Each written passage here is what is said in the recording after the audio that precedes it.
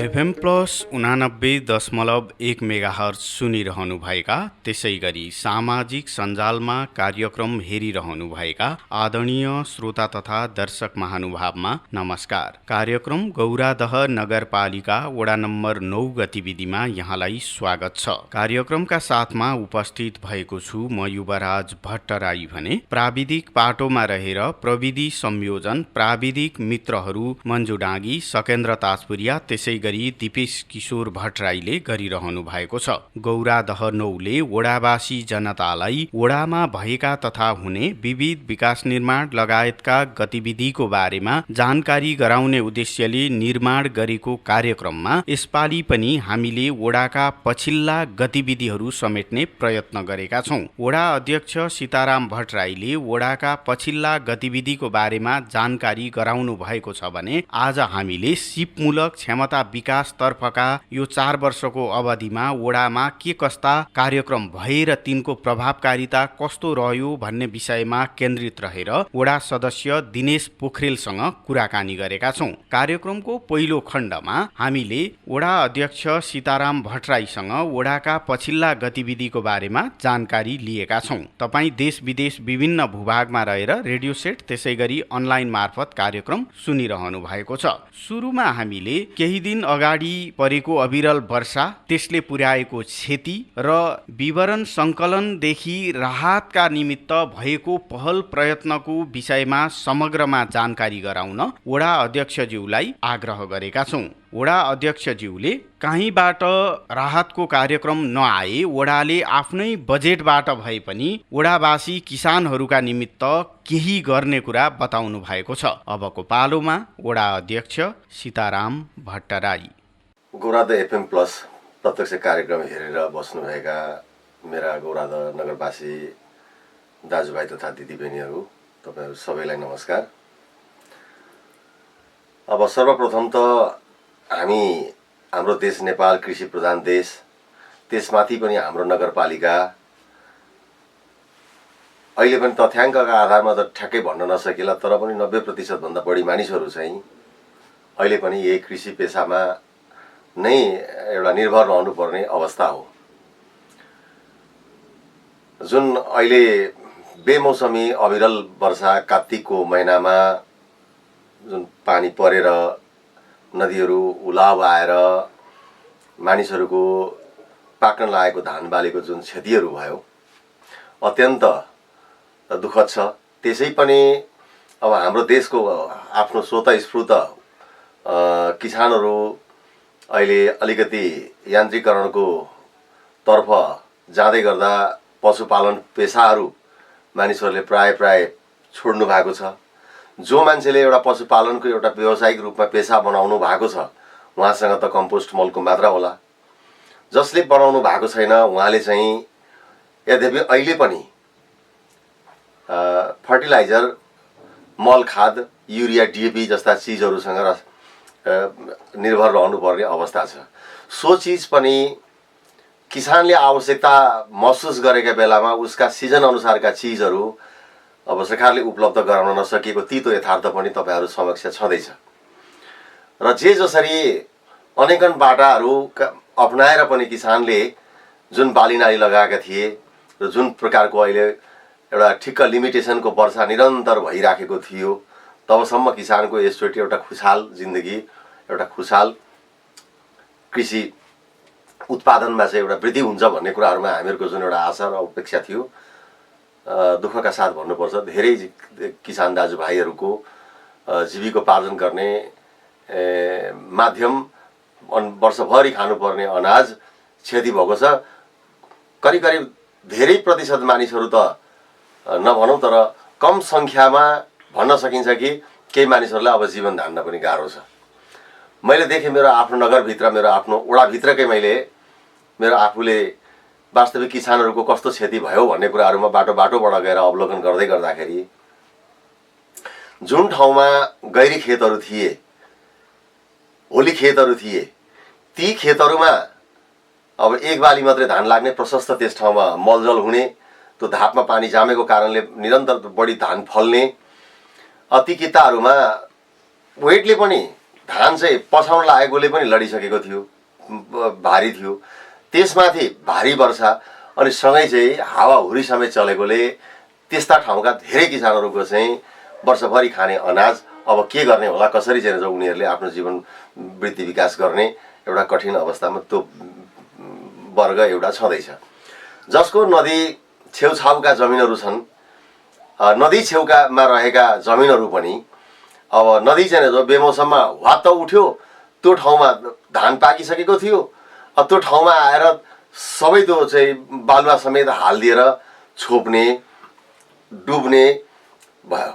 अब कतिपय खेतहरू यस्ता थिए जुन ठाउँमा पानी पाकेको बालीहरूबाट अब पानी कटाउन नसक्ने अवस्था। त्यसै पनि लडेपछि स्वतः त्यो फुल खोल्दा खेल्दैको धान लडिसके पछाडि त्यो धानका जति बालाहरू चाहिँ हुनुपर्ने त्यो पनि हुँदैन।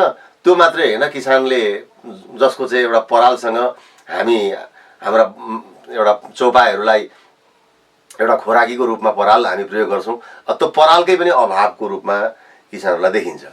जहाँसम्म रह्यो हामीले हाम्रो ओडाबाट यो त साह्रै नै के अरे क्षति भयो, यो क्षतिको विवरण पनि सङ्कलन गरौँ र सरकारवाला ठाउँहरूमा चाहिँ यसको प्रक्रिया प्रोसेस चाहिँ किसानलाई राहत दिलाउनेको बारेमा लाग्नुपर्छ भन्ने कुराले अब करिबन 710 जना किसानहरूको हामीसँग निवेदन जारी भए। अब हामीले ती किसानलाई सूचित गर्न आफ्नो वडा कार्यालयमा आएर आफ्नो विवरण बुझाउनका निम्ति एउटा टेम्पोबाटै सूचना चाहिँ जो सम्प्रेषण गऱ्यौँ, सोसियल मिडियाहरू हामीले प्रयोग गऱ्यौँ, सूचनाहरू ट्रान्स गऱ्यौँ। सकेसम्म हाम्रा कृषि प्राविधिक साथीहरूलाई उहाँले दिएको तथ्याङ्कहरूमध्ये के छ त भन्ने कुराहरूका निम्ति अब थोरै प्राविधिक रहेको हाम्रो कृषि शाखा गौराद वडामा कृषि प्राविधिक कर्मचारीको व्यवस्था गर्न सकिएको छैन दुःखका साथ भन्नुपर्दा। जुन पेसामा हामी आत्मनिर्भर छौँ, अब यसमा थोरै चाहिँ जो म आफू जग्गादेखि त्यही नगरपालिकाको एउटा कार्यपालिका सदस्य भएको नाताले क्षमा प्रार्थी पनि छु। तथापि हामीले कृषि ज्ञान केन्द्र, दैवी प्रकोप, जिल्ला प्रशासन कार्यालय चनगढी, सङ्घीय सरकार, प्रदेश सरकार समेतलाई हामीले हार गुहार गर्ने कुराहरूका निम्ति यथोचित रूपमा यथा समयमा हामीले हाम्रा माध्यमबाट किसानलाई राहत दिलाउनका प्रति भरमजदुर प्रयत्न गरेको कुरा सम्पूर्ण किसान दाजुभाइ दिदीबहिनीहरूलाई जानकारी गराउन चाहन्छु। यदि अब यसबारेमा अब कुनै चाहिँ जो च्यानलबाट आउँदैन भने वास्तविक चाहिँ जो जसको क्षति भएका छन् ती यकिन गरिएका पीडित चाहिँ जो दाजुभाइ दिदीबहिनीहरूलाई हाम्रो गौरादा नगरपालिकाले अन्य विकास निर्माण शीर्षकभित्रको बजेट काटेर भए पनि अब किसानहरूलाई चाहिँ कम्तीमा अलिकति उनीहरूको दुखेको घाउलाई एउटा आत्मशान्तिका लागि मलमपट्टि गर्न सकिन्छ कि भन्ने कुराहरूमा म आफू आफ्नो कार्यपालिकाको बैठकमा जोडदार रूपले आफू लागिरहेको कुरा र लाग्ने कुरा मेरो आफ्नो प्रतिबद्धता पनि व्यक्त गर्न चाहन्छु। यदि एउटा समय सीमाभन्दा अगावै हुन्थ्यो भने मैले आफ्ना वडाभित्रका बजेटबाट पनि त्यसलाई समावेश गर्न सक्थेँ होला। यदि त्यो प्रयत्न भएन भने त्यो किसान दाजुभाइ दिदीबहिनीको चित्त बुझाउने कुराहरूका निम्ति नगरबाट मेरा आफ्ना प्रयत्न सक्सेस भएन भने मेरा आफ्ना वडाका जनप्रतिनिधि साथी र तिनै जनताको भावनालाई चाहिँ बुझेर वडाभित्रकै विकास बजेट काटेर भए पनि कमसेकम वडाबाट के राहत दिन सकिन्छ त्यसबारेमा मेरो आफ्नो पहल कदमी रहने कुरा मेरा सम्पूर्ण वडावासी किसान दाजुभाइ दिदीबहिनीहरूलाई र नगरवासी दाजुभाइ दिदीबहिनीहरूलाई जानकारी गराउन चाहन्छु। युवराजी, राष्ट्रिय जनगणना सुरु भएको छ। गौरादह 9 मा पनि गणकहरूको टोली घर घरमा पुग्ने क्रम सुरु भएको छ। सही तथ्याङ्क दिएर यो महाअभियानलाई सहयोग पुर्याउन वडा अध्यक्षज्यूले आग्रह समेत गर्नुभएको छ। अबको पालोमा पुनः वडा अध्यक्ष सीताराम भट्टराई। अब युवराजी, अहिले ठ्याक्कै भन्नुपर्दाखेरि धेरै लामो समय पछाडि एउटा राष्ट्रिय जनगणना एउटा अभियानका रूपमा भर्खरै एउटा कार्यक्रमहरू हाम्रो गाउँ नगरभित्र पनि प्रवेश गरेको छ मात्रै भन्दा पनि हुन्छ। झन्डै आजभन्दा 1 महिना अगाडि यसका पनि चरण र प्रक्रियाहरू हुँदा रहेछन् र ती चरण र प्रक्रियाहरू मध्ये यसको सुरुवात भनेको घरमा आएर घर नम्बर चाहिँ बनाउने र घरमुली र परिवार सङ्ख्या टिपोट गर्ने कामहरू त्यहाँबाट तय हुँदो रहेछ। अब अहिले भर्खरै फेरि अब त्यो घर नम्बर लिएर गइसके पछाडि हाम्रो नगरपालिकामा हिजो कार्यपालिकाको बैठक हिजो मात्रै थियो। अब हाम्रा नगरपालिकाका सबै वडाहरूमा गणकहरूलाई तालिम, उहाँहरूलाई ओरिएन्टेसन क्लास के गर्नुपर्ने कुराहरू त्यो गरिसके पछाडि अहिले आफ्ना आफ्ना वडामा गणकहरू पुगेको अवस्था छ। हामी जनप्रतिनिधि, हाम्रा कर्मचारी र साथीहरू सबै चाहिँ त्यहाँभित्र अब यो राष्ट्रिय जनगणना आफ्ना गाउँभित्रको कसैको पनि नछुटोस् भन्नका निम्ति समन्वयकारी भूमिकामा हामी यथायथ रूपमा चाहिँ हामी लागि परेको कुरा तपाईँको यो FM+89 को माध्यमद्वारा जानकारी पनि गराउन चाहन्छु।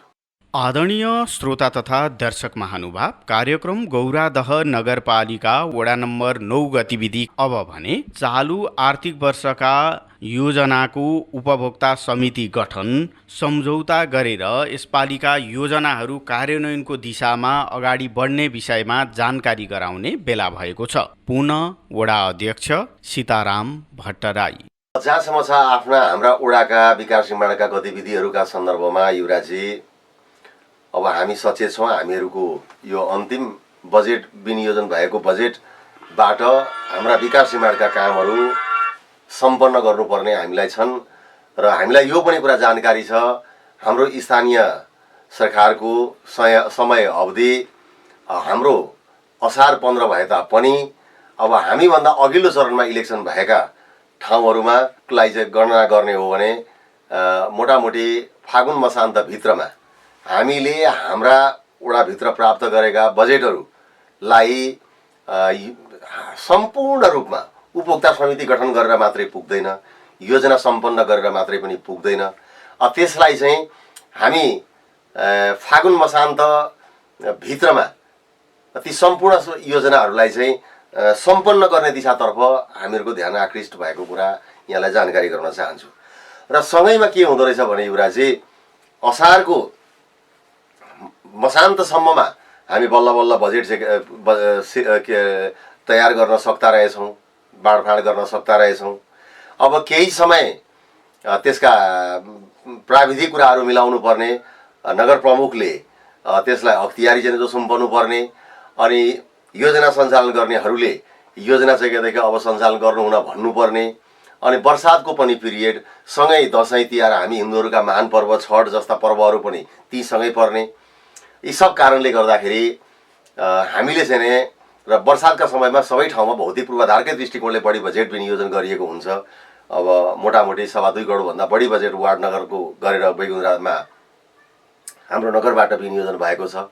त्यसलाई समयमै काम सञ्चालन गर्नुपर्छ भन्ने कुराहरूलाई मध्यनजर राखेर हामीले करिबन 15-16 वटा योजना उपभोक्ता समिति गठन गरी अब त्यहाँबाट सिफारिस गरी नगरपालिकामा केही योजनाहरू हाम्रा सम्झौता पनि भइसकेका छन् र आउने यही मङ्सिरको पहिलो हप्ता नै हामी फेरि 7 दिने सूचना प्रकाशित गरेर फेरि 15-16 वटा योजना फेरि हामी चाहिँ उपभोक्ता समिति गठन गर्नुपर्ने कुरा उपभोक्ता समितिका माध्यमद्वारा, अन्य विधि प्रक्रियाबाट जानुपर्ने कुराहरूलाई अर्को विधि प्रक्रियाद्वारा जाने कुराहरू पनि म आफ्ना वडावासी दाजुभाइ दिदीबहिनीहरूलाई जानकारी गराउँछु।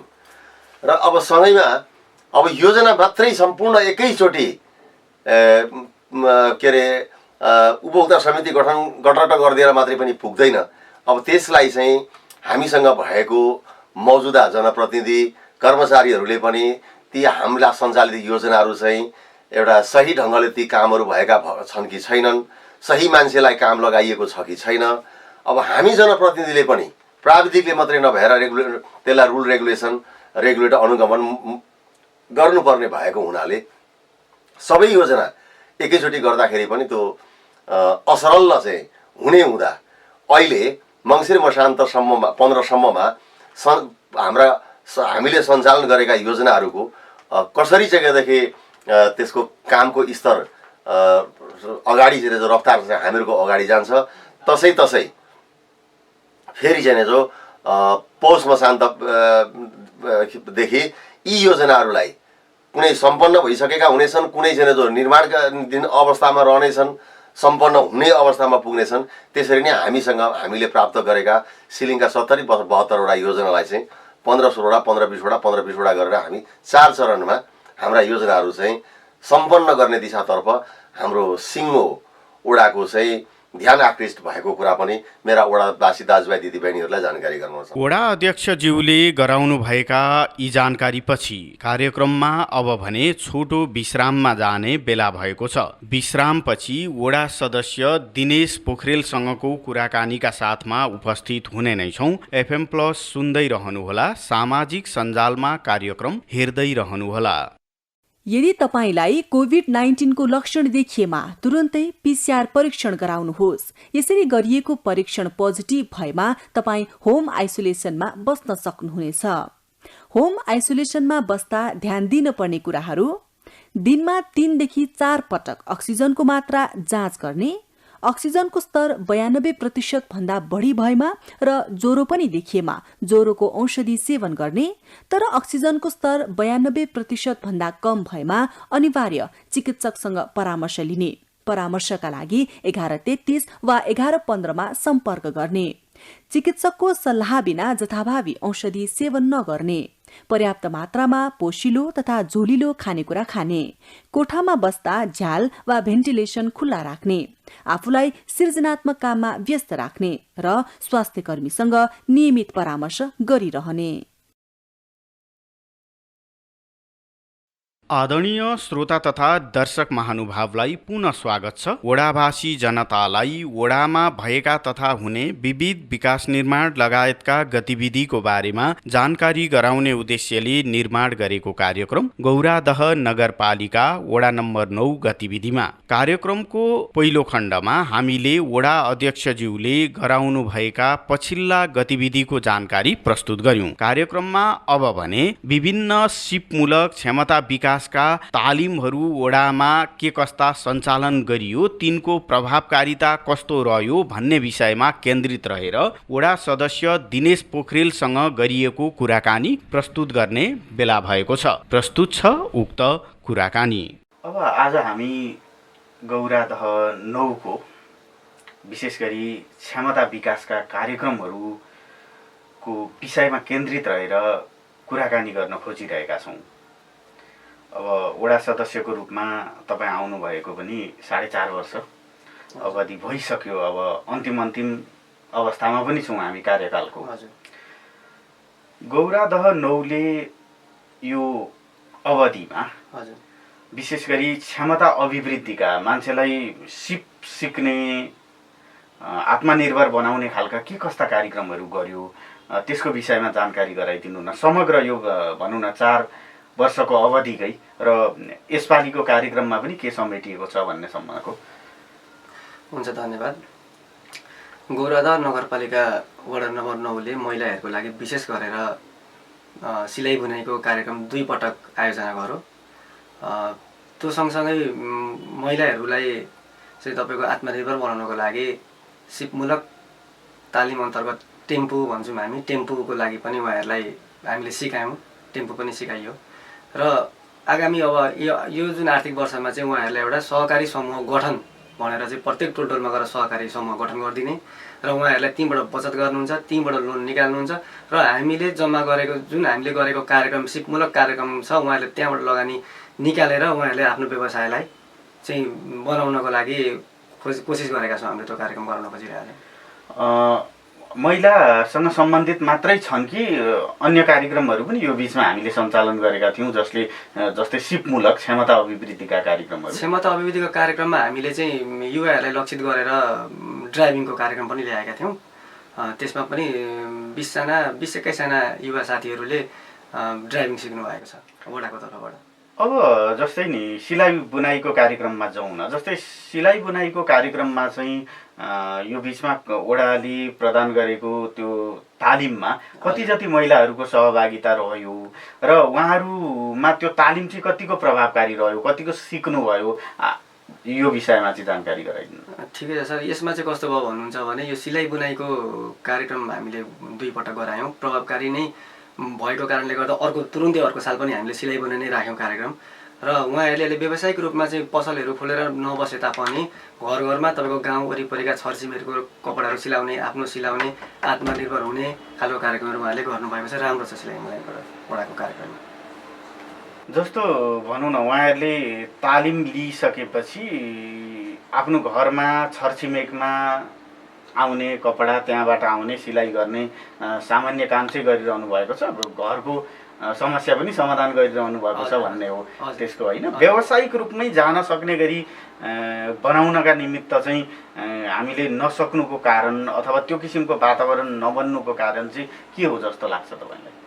पहिलो कुरा त सर्व इच्छा शक्ति नै हो, होइन? पहिलो इच्छा नै गर्नु पर्यो। अब सिकिसकेपछि त्यसलाई चाहिँ सदुपयोग गर्छु, यसलाई रोजगारीको रूपमा बनाउँछु, आत्मनिर्भर हुन्छु भनेर चाहिँ पहिला प्राथमिकता उहाँहरू नै हुन्छ। हामीले त एउटा कार्यक्रम ल्याइदिने हो, कार्यक्रम ल्याएर कार्यक्रम सञ्चालन गराइदिने हो र त्यहाँ पछाडिको त अलिकति जिम्मेवारी त उहाँहरू आफू पनि हो। उहाँहरूले आफूले पनि अब ठिकै छ म यस्तो खालको कार्यक्रम गर्दैछु भनेर उहाँहरूले चाहिँ गर्नुपर्ने हो। तर कतिपय कुराहरूमा उहाँहरूले गर्न चाहिँ गर्नुभएको छ, तर पसल नखोले तापनि घरबाटै पनि गरिराख्नु भएको छ।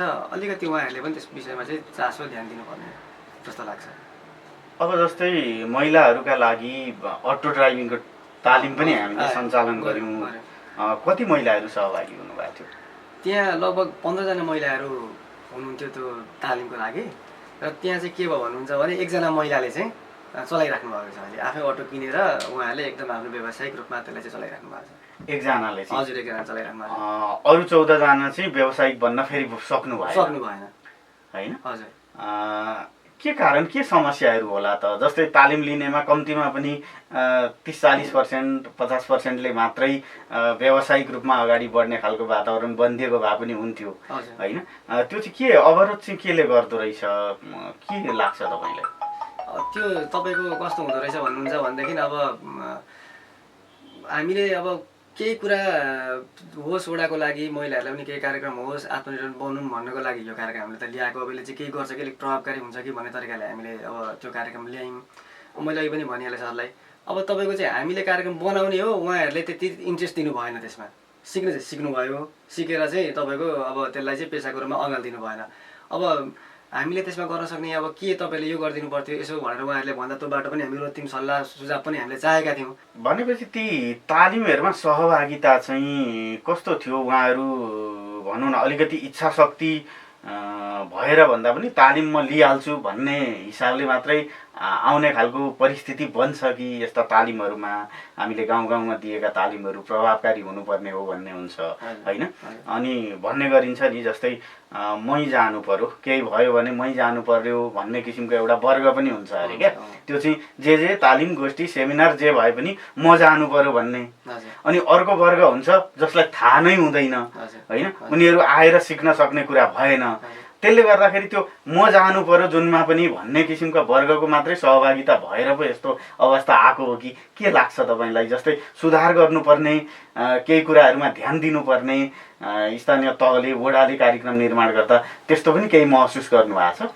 सर, यसमा कस्तो भयो भने हामीले त्यो कार्यक्रम छनौट गर्दाखेरि के अरे हामीले त्यो जुन सहभागी छनौट गर्ने क्रममा चाहिँ विशेष गरेर हामीले चाहिँ एकल महिलाहरू जो अब श्रीमान हुनुहुन्न, एउटा पेसाको रूपमा अँगाल नहोस् भनेर त्यस्ता खालको मान्छेलाई हामीले प्रायोरिटी दिएको हो। अरू तपाईँको चाहिँ अलिकति मेहनत गर्न खोज्ने, अब आफूसँग सामर्थ्य नहुने, अलिकति पिछडिएको वर्ग, तिनीहरूलाई अर्को एउटा फोकस गरेर हामीले त्यसरी कार्यक्रम ल्याएका थियौँ।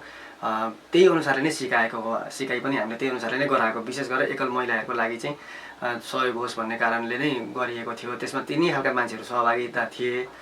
तर अब एउटा दुईवटा त्यस्तो तपाईँले भने बमोजिम त्यस्तो पनि हुन्छ, त्यस्ता खालको मान्छेहरू पनि सहभागिता हुन्छ। अब आएको कार्यक्रम आफै लिउँ न त, अर्को जे आए आफै लिउँ भन्ने खालको पनि सोच्दा हुन्छ। तर पनि यो कार्यक्रम चाहिँ विशेष हामीले महिलाहरूले, एकल महिलाहरूको लागि नै र अलिक पिछडिएको वर्गहरूको लागि नै फोकस गरेर चाहिँ त्यो टेम्पो चालकको कार्यक्रम सञ्चालन गरेका थियौँ हामी। त्यसपछि हामीले जस्तै समग्रमा सबैका निमित्त ड्राइभिङ तालिम पनि सञ्चालन गऱ्यौँ। त्यसमा चाहिँ कस्तो थियो सहभागिता, कतिको प्रभावकारी रह्यो? सहभागिता तपाईँको एकदम बढी मात्रामा खोजेको, हाम्रो बजेटले भयो भने भन्दा बढी मात्रामा चाहिँ सहभागी थिए, सबै इच्छुक थिए। अब ड्राइभिङ अहिलेको जमानामा अब अपरिहार्य नै जस्तो पनि भएको छ। प्रायः प्रत्येक मान्छेहरूको अब सोच इच्छा नै हुन्छ गाडी किन्ने। त्यसमा चाहिँ हामीले एकदम अब छनौट चाहिँ एकदम आफ्नो हाम्रो वडाले गर्न सक्नेसम्म छनौट गरेर यतिको मान्छेलाई चाहिँ दिनुपर्छ, यतिको मान्छेले चाहिँ आफू पनि खर्च गरेर सिक्न सक्छ भनेर हामीले क्याटेगोरिज एबिसी छुट्याएर त्यो तरिकाले सञ्चालन गरेका थियौँ। त्यसमा चाहिँ तपाईँको अब अलिकति केही न केही अलिकति हुने मान्छेहरूलाई चाहिँ तपाईँहरू आफै सिक्न सक्नुहुन्छ। यो भनेको चाहिँ अलिकति आर्थिक अवस्था कमजोरी भएकालाई भोलि पेसा अँगाल्न सक्ने खालका मान्छेको लागि भनेर हामीले हाम्रो तर्फबाट सक्नेसम्म प्रयास गरेर सकेसम्म फेयर मान्छेले पाओस् भनेरै हामीले गरेको हो कार्यक्रम चाहिँ। त्यो चाहिँ जस्तो कतिको प्रभावकारी रह्यो त? उहाँहरूले कतिको सिप प्राप्त गर्नुभयो? कुदाउन सक्ने, चलाउन सक्ने बन्ने वातावरण चाहिँ बन्यो। त्यहाँ तपाईँको त्यहाँनिर तपाईँको चाहिँ एउटा त्यो ट्रायलको त्यो एउटा आकार 8 भन्छ, त्यो ब्याक गर्ने एल जस्तो सबै बनाएर त्यहाँ सिकाउनेहरूले पनि मजाले त्यही तरिकाले सिकाउनु भयो। एकदम पर्फेक्ट भएका थिए। अब त्यहाँ सिक्ने मान्छेहरू पनि पर्फेक्ट रूपमा एकदम ट्रायल पासकै जस्तै अनुमानित त्यस्तै त्यहाँ एकदम राम्रो पर्फेक्ट उहाँहरूलाई ट्रायलसम्म दिने वातावरण चाहिँ बनाएको थियो। फेरि उहाँहरू चाहिँ व्यावसायिक रूपमा चाहिँ त्यो बाटो चाहिँ कतिको लाग्नुभयो त? अब पुरुषहरू त विशेष गरी ड्राइभिङमा लाग्ने सम्भावना पनि बढी हुन्छ, महिलाहरूलाई अलिकति कठिनाइ पनि हुन्छ। हामी कहाँ त्यो स्वाभाविक हाम्रो संरचना सबै कुराहरूले गर्दा पनि त्यति धेरै फेभर पनि गरिहाल्दैन अझैसम्म। त्यो चाहिँ कस्तो रह्यो? त्यसको पछाडिको रिजल्ट के हो त भनेर हामीले 1-2वटा छड्के पनि भन्छ, छड्के चेक जाँच पनि के गर्ने त? अब तपाईँले ड्राइभिङ सिक्नुभयो, अब त गाडी किन्ने होला, गाडी कसैकोमा ड्राइभर गर्ने होला, नकिने पनि भनेर 2-4 ठाउँमा हामी पुग्यौँ पनि के छ त अवस्था, के रहेछ बुझ्नु पऱ्यो भनेर जाँदाखेरि उहाँहरूको चाहिँ एउटै गुनासो हुन्छ, ड्राइभिङ सिक्यो, अब लाइसेन्सको लागि चाहिँ प्रोसेस गरेछ, लाइसेन्स भएपछि ड्राइभर बस्ने हो, आफ्नो जीविकोपार्जन यहीँबाट गर्ने हो, विदेश नजाने हो, आफ्नै गाउँमा गर्ने हो भनेर भन्नुभएको छ भन्न चाहिँ। तर अब अहिलेसम्म देख्दा आजको मितिसम्म चाहिँ त्यसरी उहाँहरू लागेर निस्किसक्नु चाहिँ भएको छैन। जस्तै नि अब लगभग अब यो वर्ष त तपाईँहरूको कार्यकालको अन्तिम वर्ष पनि हो होइन? यस वर्षपछि त अब वडामा को आउँछ, अब उसले आफ्ना कार्यक्रमहरू बढाउने कुरा हुन्छ। जस्तै भनौँ न, क्षमता अभिवृद्धिका कार्यक्रम महिलाको विषयमा होस्, अन्य युवाका विषयमा होस्, हामीले जे जस्ता कार्यक्रमहरू सञ्चालन गऱ्यौँ, ती कार्यक्रमहरू सञ्चालन गरिरहँदाखेरि तपाईँहरू आफै जनप्रतिनिधि आफै चाहिँ कतिको सन्तुष्ट हुनुहुन्छ भने जस्तो रिजल्ट दिन सकियो कि सकिएन भन्ने सवालमा चाहिँ के लाग्छ तपाईँहरूलाई? यसमा चाहिँ सर अब कस्तो भयो भन्नुहुन्छ भने अब टोटल्ली सबै सोचे जस्तो त छँदै छैन। हामीले अब गर्न खोजेको त 100% थियो, तर हामी 30-40% चाहिँ उपलब्धि हो कि हामीले के चाहिँ सुरुवात गऱ्यौँ, अब केही हुन्छ कि भन्ने आशा चाहिँ छ हामीलाई। तर रिजल्ट प्रोपरली रिजल्ट चाहिँ 100% छैन। 30%-40%को आँकडामा सन्तुष्ट त्यही नै हो हाम्रो। जस्तै यो अघिल्ला नि, जस्तै यस वर्षको बजेटको त्यो कार्यान्वयन हामीले गरेका छैनौँ क्या र होइन? अघिल्ला वर्षहरूको बजेट जुन यस्ता सिपमूलक कार्यक्रमहरू जुन हामीले सञ्चालन गऱ्यौँ, तीबाट सिकेर अब गर्ने कार्यक्रमहरूमा केही परिमार्जन गर्ने अथवा ती तालिमहरूमा केही सुधार गर्ने, यसो भयो भने चाहिँ प्रभावकारी हुन्छ भन्ने किसिमको सोच चाहिँ कतिको छ? तपाईँले अघि भन्दै हुनुहुन्थ्यो नि, त्यो समूहको के विषयहरूमा त्यहाँ जोड्दै हुनुहुन्थ्यो। हामीले यो चाहिँ समग्रलाई हामीले गरेका 3-4 कार्यक्रमहरूको चाहिँ मूल्याङ्कन गऱ्यौँ। हामीले सोचे बमोजिमको रिजल्ट नआएपछि हामीले के सोच्यौँ भने लगानी मात्रै ठुलो कुरो रहेन रहेछ, इच्छा शक्ति पनि एउटा पहिलो कुरा रहेछ भन्ने भएर हामीले के विचार गऱ्यौँ भन्दाखेरि वडामा बस्यौँ, छलफल गऱ्यौँ र प्रत्येक टोलमा चाहिँ तपाईँको महिला सहकारी एउटा गठन गर्ने। अब त्यसमा तपाईँको 20जना 50जना कतिजना महिलाहरू हुनुहुन्छ गाउँबाट, तीबाट चाहिँ टोलबाट उहाँहरूलाई त्यो समूहमा राखेपछि उहाँहरूले त्यहीँबाट चाहिँ कसरी कुन तरिकाले जानुहुन्छ, मन्थली जानुहुन्छ कि महिनावारी जानुहुन्छ कि हप्ताको जानुहुन्छ कि उहाँहरू बैठक बस्ने, बचत गर्ने र त्यहाँबाट बचतबाट निस्केको पैसा कसैलाई चाहिँ आवश्यक पर्यो भने जस्तै सिलाइ बुनाइ गऱ्यौँ हामीले, त्यही मेसिन किन्नको लागि त्यही पैसा पर्याप्त हुन्छ। अनि आफ्नो लगानी परेपछि उहाँहरूले त्यो उसमा जागरुक भएर लाग्नु पनि हुन्छ। अब दिएको चिजमा त्यति माया हुँदैन, आफ्नो मिहिनेतको बढी माया भएको कारणले गर्दाखेरि हामीले त्यो सोचेर नै योताले चाहिँ यो कार्यक्रम महिलाहरूको लागि चाहिँ एउटा समूह गठन गर्ने कार्यक्रम बनाऊ र त्यहीँबाट उहाँहरूले चाहिँ लोनहरू लिएर पनि आफूलाई इच्छा छ पैसा नभए पनि लोन लिएर पनि गर्न सक्नुहुन्छ भन्ने तरिकाले चाहिँ हामीले यो अहिलेको ताले चाहिँ एउटा नयाँ भिजन भनौँ न यसलाई, त्यो तरिकाले ल्याएको भनेपछि त्यो कार्यक्रम चाहिँ हामीले समेटेका छौँ। महिलाहरूको समूह बनाउने, सामूहिक रूपमा यसो जम्मा गर्ने, त्यहीँबाट ऋण चलाउने खालको परिपाटी रह्यो भने होइन, कसैले बाख्रा किन्न सक्नुभयो, कसैले पाठा किन्न सक्नुभयो, कसैले के गर्न सक्नुभयो र आत्मनिर्भरको दिशामा जान सक्नुहुन्छ भन्ने हो। हजुर, त्यही यसको हाम्रो मेन टार्गेटै त्यही हो। अब यो कार्यक्रम भनेपछि हामीले यसलाई चाहिँ के वडाभरि सञ्चालन गर्छौँ या कति भूभागमा के छ? यसको लागि हाम्रो जम्मा 9वटा टोल, हजुर, पहिलेका हाम्रो साबिक वडालाई नै हामीले टोल भनेर चाहिँ निर्माण गरेका छौँ। 9 नम्बर टोलसम्म छन्। प्रत्येक टोलमा एउटा समिति त अपरेर हुन्छ नै, बनाउने नै हो। अनि सबैलाई समेटेर 9वटा हामी समूह गठन गरिदिने र उहाँहरूलाई यसबाट उहाँहरूलाई एउटा भनौँ न, उहाँहरूलाई यसको फाइदा यो है, अब तपाईँले यसो गर्नुहोस् है, यो गर्न मात्रै ठुलो कुरो होइन है, यहाँबाट तपाईँले यसरी फाइदा लिन सक्नुहुन्छ। विशेष गरेर कृषिको लागि हो सर, विशेष गरी कृषिमा फोकस तपाईँको चाहिँ के अरे कृषिका टनेलहरू चाहिएको खण्डमा, तपाईँको चाहिँ सब्जी खेतीहरू गर्नको लागि लगानी चाहिएको खण्डमा उहाँहरूले विशेष त्यहाँबाट यसरी पैसा निकाल्न सक्नुहुन्छ, यसरी जम्मा गर्नुहुन्छ, पैसा ननिकालेर ब्याज यसरी पाउनुहुन्छ र तपाईँ सबैजनाको सहयोग हुँदाखेरि एउटा मान्छे 2टा मान्छे उस्किन सक्छ भनेर नै हामीले उहाँहरूलाई एउटा क्लासै लिएर भनौँ न त्यो तरिकाको हामी त्यसको प्रतिफल खोज्ने तरिकाले लाग्छौँ। भनेपछि प्रत्येक टोल क्षेत्रमै हजुर एक एकवटा समूहलाई त्यो हामी भेला गर्छौँ, उहाँहरूलाई उत्प्रेरणा प्रदान गर्छौँ र समूह गठनको प्रक्रिया पनि सुरु गर्छौँ भन्ने हो। हस् हस् त्यही हजुर। अब जस्तै हामी नि अब अन्त्यमै छौँ हजुर होइन, कुराकानीको पनि अन्त्यमा अब छोटो कुराकानी हामीले यो विशेष गरी सिपमूलक कार्यक्रमहरू अलिकति आत्मनिर्भर बनाउने खालका कार्यक्रमहरूको सन्दर्भमा कुराकानी गर्दै गर्दाखेरि तपाईँलाई के लाग्छ त, जस्तै वडावासीलाई आत्मनिर्भर हुनका निमित्त चाहिँ उहाँहरूले आफूले गर्नुपर्ने के हो जस्तो लाग्छ? अनि वडाले कार्यक्रम सञ्चालन गर्दै गर्दाखेरि अझै पनि ध्यान पुर्याउनु पर्ने यस्ता विषयमा चाहिँ हामीले ध्यान पुर्याउनु पर्ने हो, विभिन्न कारणले गर्दाखेरि त्यो कुरा पुग्न सकेन, आगामी दिनमा चाहिँ यसो गर्न सक्यो भने प्रभावकारी हुन सक्छ भन्ने कुरा चाहिँ केही छ? त्यसको लागि अब हामीले यही विषयमा अलिकति महिलाहरूको लगानी गर्दा हामीले सोचेको रिजल्ट नआएपछि हामी सबैजना बसेर नै हामीले छलफल गरेर जुन अहिले मैले हजुरलाई भर्खरै पनि अवगत गराएँ त्यो जुन समूहको कुरा, त्यो तरिकाले अब यसको हाम्रो त्यो इन्टेन्सनै त्यही हो। त्यही तपाईँको केही अब यसबाट चाहिँ केही हुनसक्छ कि यसबाट चाहिँ अलिकति हामीले सोचेको पहिले गरेर कामको फाइदा अब पो हुन्छ कि भनेर हामी सोचिरहेको छौँ। अहिले 3 वर्ष पछाडि भए पनि सुरु साल गरेको कामको प्रतिफल नआएपछि हामीले अहिले यसबाट चाहिँ लिन सक्छौँ कि प्रतिफल भनेर यो हाम्रो एउटा के अरे प्रयास गरेको हामीले यसबाट। अब हेरौँ यो कार्यक्रमबाट कस्तो खालको आउँदो रहेछ। अब यही नै हो हामीले गर्न सकेका कामहरू त अब त्यही सोचिरहेको छौँ, यसबाट केही हुन्छ कि भन्ने आशा छ। कार्यक्रममा आइदिनु भयो, महत्त्वपूर्ण आफ्ना कुराहरू राखिदिनु भयो, यहाँलाई धेरै धेरै धन्यवाद छ। हस् हजुरहरूलाई पनि धेरै धेरै धन्यवाद छ, बोलाइदिनु भयो, 2-4 आफ्नो वडाका विषयमा कुराहरू गर्ने मौका पनि दिनुभयो, त्यसको लागि धेरै धेरै धन्यवाद।